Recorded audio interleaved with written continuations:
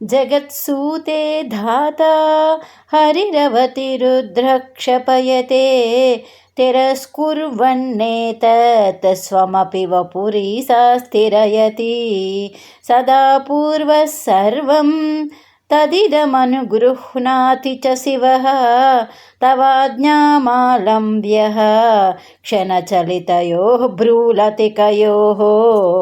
అమ్మా, నీ లతల వంటి కనుబొమ్మల కదలిక నుండి ఆజ్ఞను స్వీకరించి బ్రహ్మ ప్రపంచమును సృష్టించును, విష్ణువు పాలించును, రుద్రుడు సంహరించును, ఈశ్వరుడు వారిని తనలో లయము చేసుకొనుచు తాను కూడా లయమవుచున్నాడు.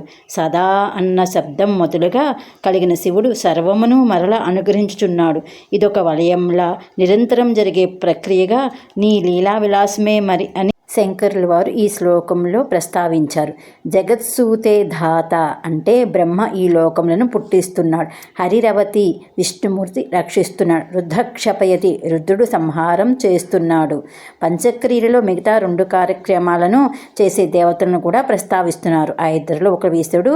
ఈశస్థిరైతి, ఈశ అన్న ఈశుడన్న ఒకటే అని అర్థం. జయోస్తు.